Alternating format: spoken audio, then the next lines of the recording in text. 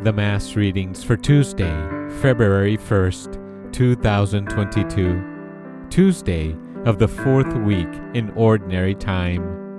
A reading from the second book of Samuel. Absalom unexpectedly came up against David's servants. He was mounted on a mule, and as the mule passed under the branches of a large terebinth, his hair caught fast in the tree. He hung between heaven and earth, while the mule he had been riding ran off. Someone saw this and reported to Joab that he had seen Absalom hanging from the terebinth, and taking 3 pikes in hand, he thrust for the heart of Absalom, still hanging from the tree, alive. Now David was sitting between the 2 gates, and a lookout went up to the roof of the gate above the city wall, where he looked about and saw a man running all alone. The lookout shouted to inform the king, who said, "If he is alone, he has good news to report." The king said, "Step aside and remain in attendance here." So he stepped aside and remained there. When the Cushite messenger came in, he said, "Let my lord the king receive the good news, that this day the Lord has taken your part, freeing you from the grasp of all who rebelled against you." But the king asked the Cushite, "Is young Absalom safe?" The Cushite replied, "May the enemies of my lord the king, and all who rebel against you with evil intent, be as that young man." The king was shaken, and went up to the room over the city gate to weep. He said as he wept, "My son Absalom, my son Absalom, if only I had died instead of you. Absalom, my son, my son." Joab was told that the king was weeping and mourning for Absalom, and that day's victory was turned into mourning for the whole army, when they heard that the king was grieving for his son. The word of the Lord. The responsorial psalm. Today's responsorial psalm is Psalm number 86. Listen, Lord, and answer me. Listen, Lord, and answer me. Incline your ear, O Lord, answer me, for I am afflicted and poor. Keep my life, for I am devoted to you. Save your servant who trusts in you. You are my God. Listen, Lord, and answer me. Have mercy on me, O Lord, for to you I call all the day. Gladden the soul of your servant, for to you, O Lord, I lift up my soul. Listen, Lord, and answer me.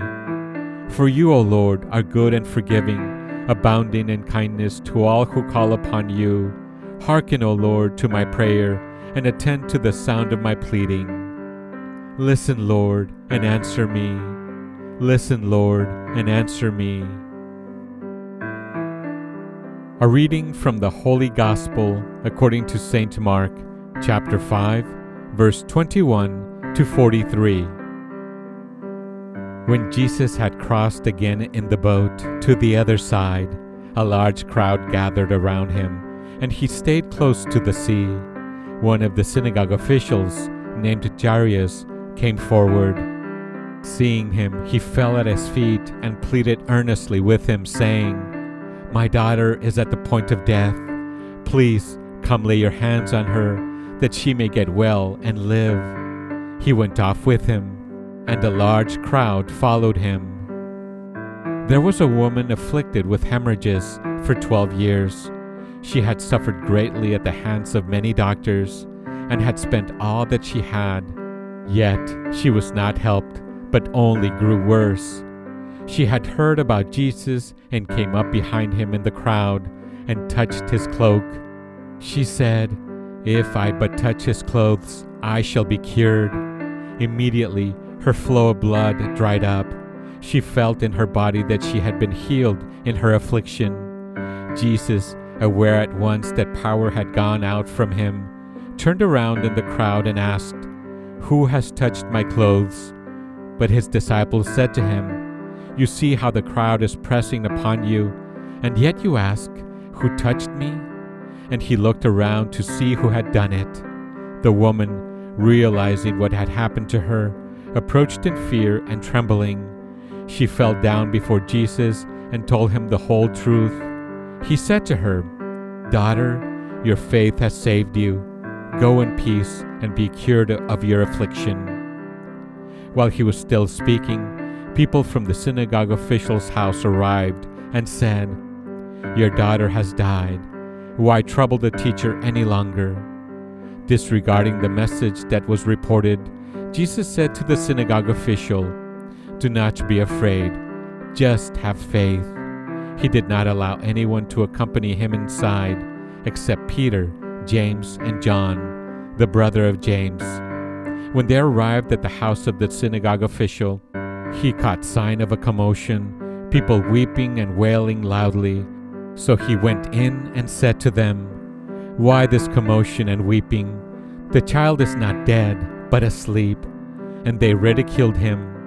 Then he put them all out. He took along the child's father and mother, and those who were with him, and entered the room where the child was. He took the child by the hand and said to her, "Talitha cum," which means, "Little girl, I say to you, arise."